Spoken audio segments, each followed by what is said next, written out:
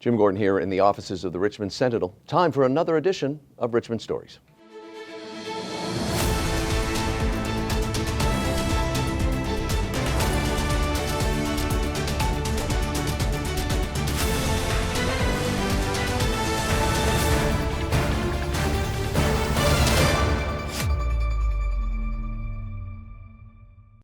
Joining us today from the Conservative Party, Teresa Wat, MLA since 2013, representing the Richmond-Bridgeport area. She is the critic for tourism, arts, culture, anti-racism, and trade. Newly elected in 2024, Steve Kooner. He represents Richmond-Queensborough. He was named opposition critic for the Attorney General. And Han Chan, also elected in 2024, representing Richmond Centre. He was named opposition critic for climate solutions and climate readiness for this province.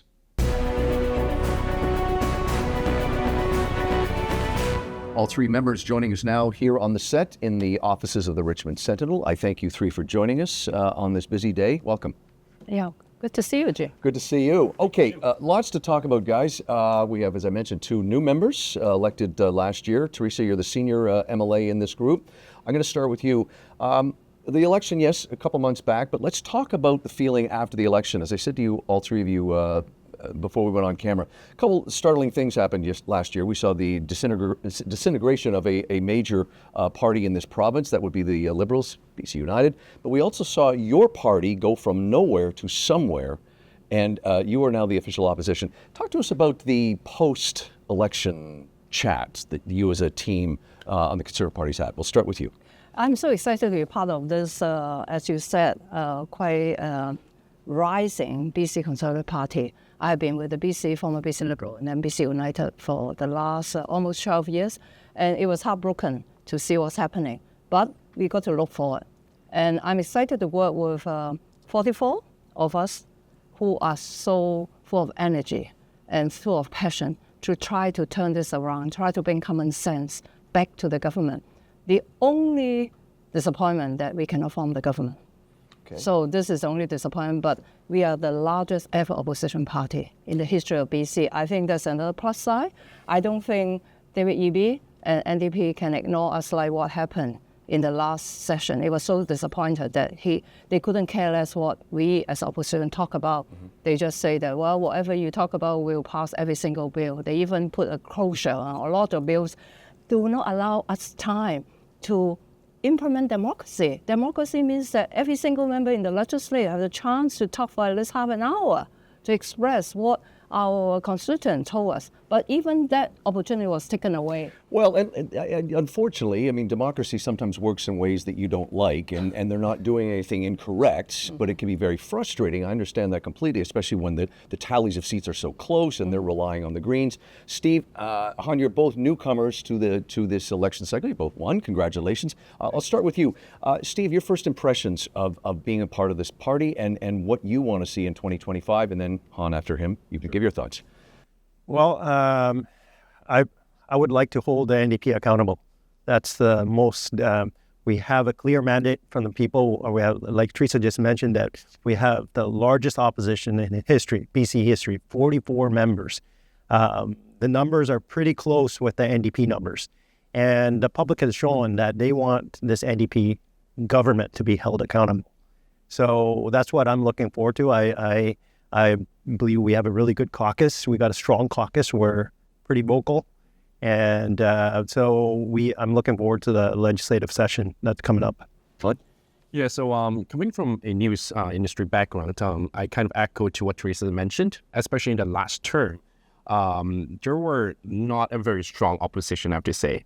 I recall when I asked for like a media response from the opposition party, there wasn't too many response to the announcement that the NDP government had. But I'm so glad that we have a very, very strong opposition this time, 44 members. I don't want to say we're going to oppose every single bill, but I want to say we are going to criticize the NDP government, and we're going to hold them accountable. They're not going to pass anything that they want that hurts our BC economy, hurts our citizens here. So I think this is going to be better than before. Unfortunately, we couldn't be forming a government, but I'm sure British Columbia is going to get better. Let's talk about what's going on in this province. At the time we are recording this interview, we're about less than a week away from the new administration south of the border. That would be President Trump, who's for many months now has been talking about the tariff situation. I sometimes wonder exactly what people think of tariffs south of the border. I don't know how many people understand how tariffs work. But as we do this interview now, it looks like our leaders in this country are frightened, and there's not a collective unity here with what's going on in Alberta.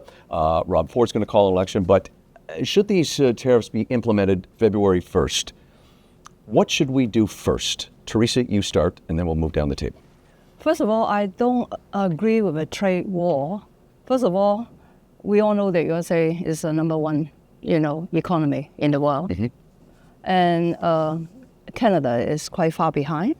And actually, I would like to say a little bit, move forward, the time forward, that I think if we have done what our former government has the foresight to open up the Asia-Pacific gateway, we wouldn't have come to this stage that we are so worried about the potential 25% tariff imposed on our export. The reason why I said that is the former premier started the Asia-Pacific strategy more than 20 years ago.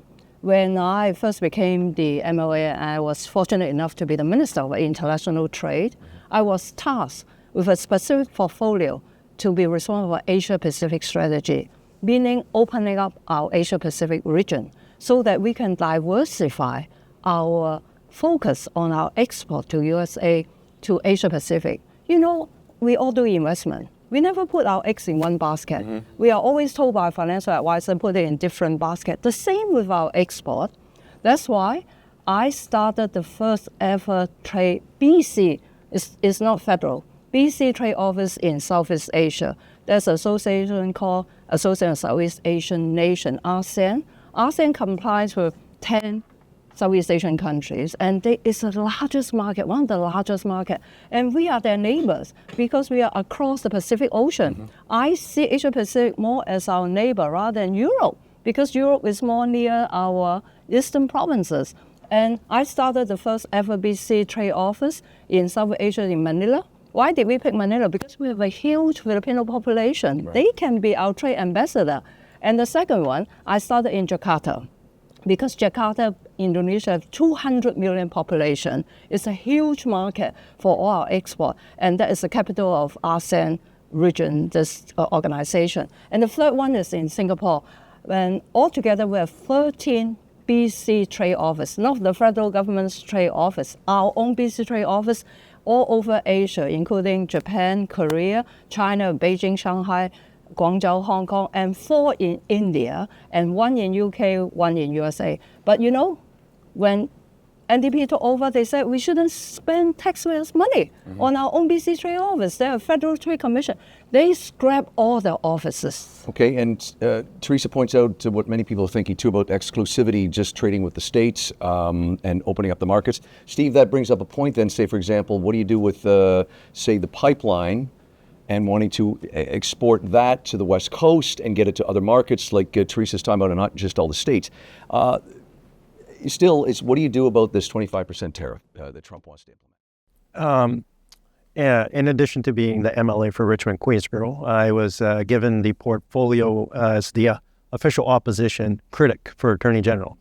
And some big issues in my riding, which are big issues provincially as well, is number one issue in my riding was the drugs crisis. And there's public safety issues. And what we're hearing from Trump has been saying that, look, you need to stop the fentanyl that's coming from north of the border to south of the border. You need to stop that, and you need to stop illegal crossing across the border. So we have been advocating for a strong stance against the drugs crisis. And we need to stop the drugs. And we need to take a strong stance against, we need to take a strong stance for public safety issues. And we need to tighten up security so illegals are not going over the border. We need to stop the drugs. We need to prevent the drugs. We need to take away from this environment of drugs that we're seeing all over. We need to stop that. And that was the major issue why Trump wanted to kind of impose these tariffs. That's what he brought up. And it's not just this idea in the air that we're having a drug crisis. There's reality to it. Or why else would you have a foreign leader talking about our drug crisis here? Yeah, and it's certainly bad in the States. I wonder, and Han, jump in here about just the border differences between, say, here and the States and South. Right, Mexico. Mexico coming up too. I agree with what you said. You have to have a response to that. You want to jump in here? Yeah, Jim. So in a trade war, both sides loses. I don't think there's any winner in a trade war. And Canada and BC is actually a much smaller economy scale. We will always lose, I would say. So I echo to what Steve just mentioned. The Trump wants some unreasonable wanting and some reasonable wishes, including tightening up the border and stopping fentanyl from going to U.S. And I think that is actually benefiting us as well, because we do have a drug crisis here in Vancouver and in BC as well. So that has to be done. And echoing to Teresa's, again, do not put all the eggs in one basket. We've been so relying on U.S. economy, not just BC, but also Canada. And this is not a very smart move, I have to say. Just recalling when you mentioned about pipeline, LNG and stuff like that, we saw in the last few years, LNG demand in the South Asia, in the Asia Pacific market is booming. And we're quite lagging behind, especially after our competition and also partner, Australia. And if they have, as in the NDP government, has thought about that longer and a more longer vision, we would have a booming LNG exports and not losing to Australia. And so I think these are all the problems that the NDP government actually have funded to create this weaker economy or in a weaker position that we see right now. Let's talk about, we've got a few minutes left. One of the things that is becoming more and more, I guess, number one on people's minds when they're polled by groups like Angus Reid, housing. This was something that we all discussed with all the candidates this past October before the election. It's still the same. Where do you see, the three of you, and we'll start with you, Teresa, where do you see where you'd like changes with, say, what the current administration, government NDP is doing? I think this housing issue is an issue that we really have to solve instead of just imposing on the, restriction on the number of international students coming into Canada because they take up the housing. Actually, it's the overall picture they have to look at. We have to work with the private sector to try to come up with a solution. I'm just thinking out of the blue that we can work with the private sector and maybe the government can get some piece of land at a token price for them to build some supportive housing. And that will solve some of the, crisis. Because right now, I am sad to see many young people, 1 in 3 young people, 1 in 2 actually, is thinking about leaving British Columbia because they cannot afford. It is the highest in the country. That's why we really, is here. instead of having all kinds of piecemeal solution, what the former housing minister is thinking about trying to impose different restrictions on the third level of government. I think we have to work with all three levels of government and work with the private sector to solve the problem. I think that's very crucial. Just what you were saying, this is an Angus Reid poll, and we are second highest in the country with this, folks. 36% of people seriously considering leaving BC due to housing costs. As I mentioned, that's the second highest in Canada, second only to Ontario. Steve, what would you want to do differently in terms of the housing? I know it's difficult in Richmond. One of the complaints I hear from people, this is anecdotal, I don't have stats on this, but when you look, say, in mid-Richmond, I see it often on the SkyTrain coming in, is building more condos the way to do this? Is that helping or is it hurting? Because is it helping if you're building condos that the majority of people cannot afford? Right now, what we're seeing from the current NDP government, it's a top-down approach without any consultation. You need to work with the communities, and you need to consult with the communities what the communities actually need. So I think that's the first and foremost thing that we really need to look at. And when you look at what the communities need, that's when you determine what's needed in that particular community. Han, you get the last word. Any thoughts? Well, I would have to say, building in the past few years, to build a development takes a long time. Bureaucracy, red tape, permits, it takes years to be done. And there's many constructions industry told me that they do not want to take 3, 4, 5 years just to get a permit done. And this is hurting our economy and not just housing, but also our economy. And I just want to point out that it's actually not just housing that's one of the biggest problems, also our economy. I have 2 friends who actually left BC after studying university and nursing and stuff like that and moved to Alberta. And it's not just the housing, but it's also the economy, the taxes that we have. And these are the problems that actually young people wants to leave. I'm one of the young people here. And it's very difficult to actually live in Vancouver or BC. And I just want to point out, first of all, Fraser Institute that just had a rating today or this week. David Eby is actually ranking the second last in Canada about their fiscal responsibility, how we spend our taxpayer monies. And he's a very good spender, but not a very good person who actually hold our money accountable for the bang of the buck. So I think these are the problems that we need to tackle. I want to thank you all for coming here. I know you're very busy. Teresa Wat, Steve Kooner, and Han Chan, I appreciate your time and your input. Well, there you go, folks. That's the party that is opposing the NDP government. They've given us their thoughts. Coming up next, we'll hear from the NDP.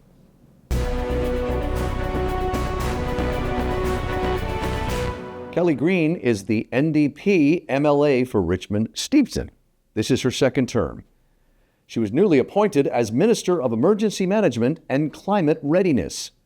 Previously, she served as Parliamentary Secretary for the Environment and Parliamentary Secretary for Fisheries and Aquaculture. And now Kelly Greene is joining us here for the second part of this special Richmond Stories. Kelly, good to have you back. I think we last talked just before the election this past fall. Yeah, it was a great conversation, and I'm very honored to have the trust of my constituents to continue to do this work, serving them and building a better community. Second win for you, I should say, second term, yeah. Mm-hmm. Let's go back to the election. I know it was a few months ago, but as I said to your colleagues from the Conservative Party in the first part of this interview, elections can be disappointing, exhilarating, exasperating, humbling. Mm-hmm. And I've always been a believer, especially in our country federally, that often you're not voting people in, you're voting people out. Mm-hmm. That wasn't the case with you guys. You retained power, but what was the reflection? Give us some thoughts on you and your colleagues after the election, because clearly the BC voters sent a message, mm-hmm. but you maintained power. What was the reflections that you and your colleagues had to say after that? I think it's really important for us to recognize that, there's a majority of people who want progressive things in BC. They want a government that cares about people, regardless of your background, trying to make things better for your life. But we also heard that we have more to do, that we have expectations that we need to step up into and do better on the things that matter in people's everyday lives, housing, healthcare, education, making sure that we're delivering for people. It's interesting too, and I think we just, in my personal opinion, just saw this in the States with the departure of Joe Biden in his presidency, is that optics and perception can sometimes be interesting. Like, he left with an economy in good shape, mm-hmm. But you may not know that depending on what you're watching, listening to, and that kind of thing. Let's talk about some of the issues that you just mentioned. The housing thing, I was looking at some stats, and for example, 16% of people say good job, 78% say poor job, and a stat that I found very concerning is 36% of people seriously considering leaving the province because of housing costs. I know this is not unique to our city or our province, but what can you do going forward with your government in power regarding this? Because I get it, it's a tough slog, but people are clearly going, we got to do something. Mm-hmm. Absolutely, and that's one of the number one priorities is getting more results for housing. We've done a lot of changes. Housing is a little bit slow to turn, though, right? Mm-hmm. It takes a bit of time to see results from the policies and changes that you put in. And so we're working on both sides of the coin of unaffordability, both supply and demand. So you'll see that one of the things I think is going to be important for Richmond, cracking down on short-term rentals. Making sure that our housing is for people who work and live here, who are contributing to the community, who are part of our economy, and they need to have affordable housing. We're building hotels, and that's a great place for visitors to go. Yeah. Or if you have your own residence, renting out a space within that, absolutely, that's part of the sharing economy. We want to support that. But the days of buying out whole floors of apartments, buying whole homes and renting them out, those are over, because it's not good for our communities. We've got other measures on the demand side. That's not the only one. I think that's a good example for Richmond. On the supply side, helping municipalities to cut down on the things that slow the process of development. Sort of like bureaucracy, and that's again not something that you have a corner of the market on. Every government deals with that. Is it cutting the bureaucracy down to speed times up? Yeah, absolutely. So if a housing development plan is consistent with I don't want to get into the technicalities, but if it's consistent with the community's development plan, that development's consistent, we don't need to have another public hearing. We had that interaction with the public when the overall plan was created. We don't need to go into every single one. We still want to talk about development permits, fitting a form and function, but whether we should build or not, that needs to be, we need to reduce that. That really adds a lot of time. And then also helping municipalities with the electronic tools that they need. Richmond's done quite well in building up their tools, but some municipalities, are still pushing paper around. We need to help them get the tools that they need to move projects through faster. And on the provincial side, if you need a permit because you're close to a highway or other provincial jurisdiction, we're fast tracking those permits. We've reduced those timelines by an incredible amount. We're talking months now to get those permits and not years, because that's so important. We need to get those housing developments faster. I mentioned off the top, of course, you're Minister of Emergency Management and Climate Readiness. I don't think, and again, my humble opinion, I don't think there is a more important issue that we as human beings, not political parties, are facing and are going to continue to face. But what I found fascinating, and I do get it that there are things that are more important, even though that's a big issue, but for you personally, you're looking at what's on the table, paying your bills and everything. But what I found interesting, climate, 42% of Canadians in 2019 said most important issue facing Canadians. Last fall, 21%. Now, again, back in 19, no one saw COVID coming, lockdown, what that did, the internet and all that craziness. But how can, it is important, what do you see having to be done to make sure that it stays front and center when it can clearly be overshadowed by so many things that are just more important to these individual families? Yeah, for sure. And, while it has dropped from number one, it's still in that top, those top concerns that people have. Okay. And it's so related to the interconnectedness of the problems that we're having. People who are in older homes that are more affordable are lower income, and they're facing challenges with the heat that we're having. They're not cooled the way that new buildings are. So there's a connection with affordability and being resilient to the kinds of climate effects that we're having, whether it's fires, flood, drought, heat, extreme cold.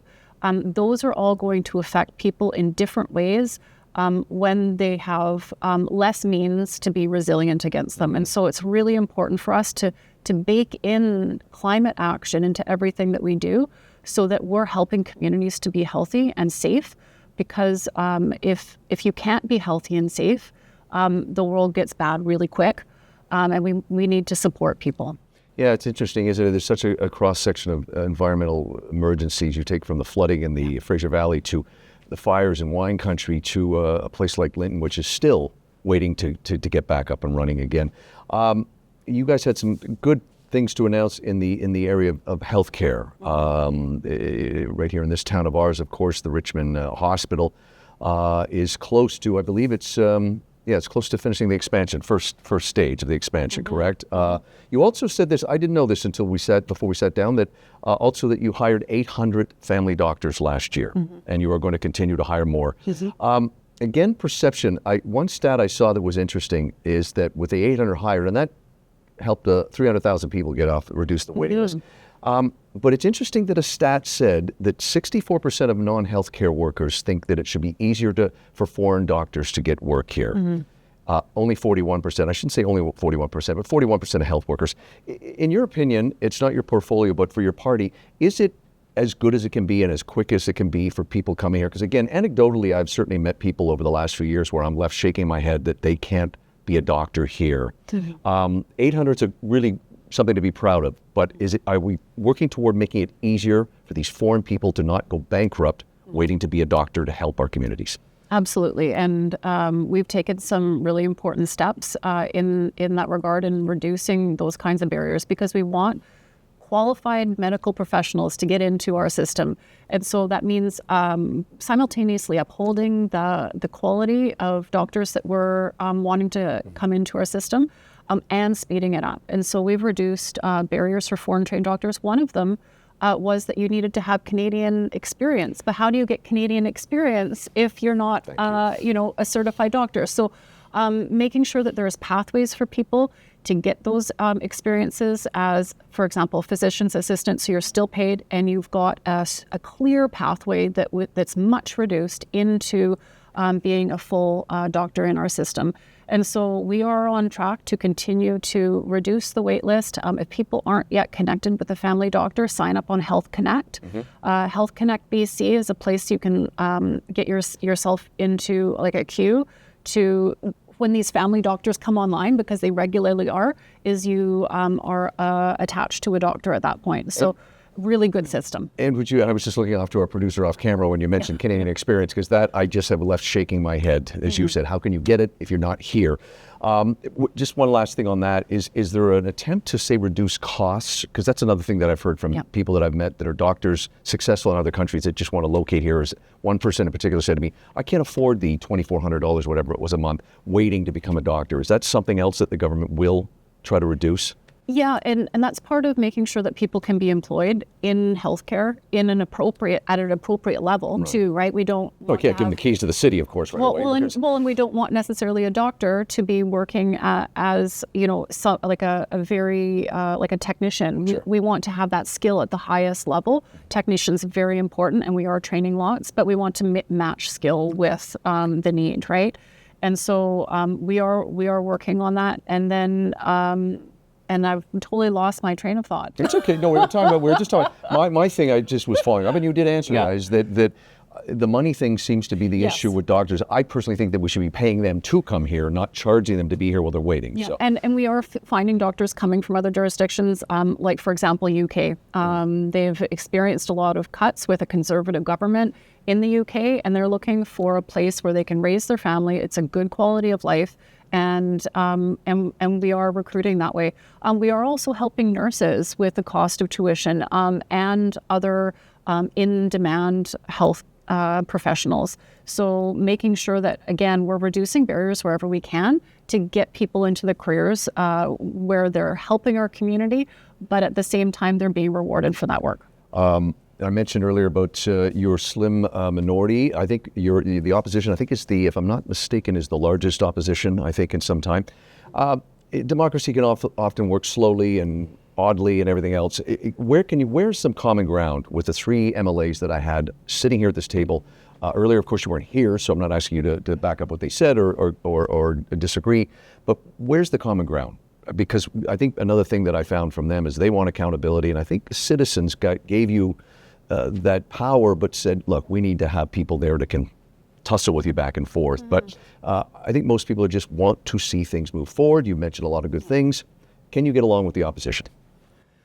I think that, at the end of the day, we're all adults and professionals, and I expect everybody to be able to act in that capacity.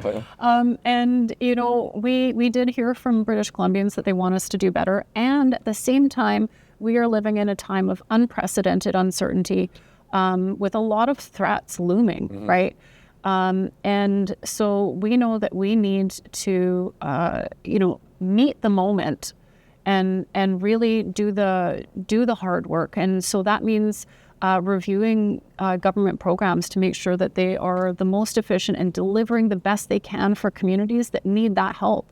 And while we're doing that, making sure that we're protecting core services so that people that need healthcare, that need good education, that these things that are fundamental for a healthy and prosperous society are delivered in a really robust way. Because that's how we build community. We build community by supporting people to do better and not cutting at a time where there is so much challenge, both individually in communities and honestly, around the world. It is in my lifetime probably one of the, I would say we're at a crossroads where we need to decide to pull together and do really good things and be strong and brave and compassionate. That's good advice. I hope that you can work with them because I know that they've got things they want to get done, but hopefully there'll be a transfer and trading off that's important. Kelly Greene joins us here. She's the NDP MLA for the Richmond-Steveston riding where, of course, you grew up, which is nice.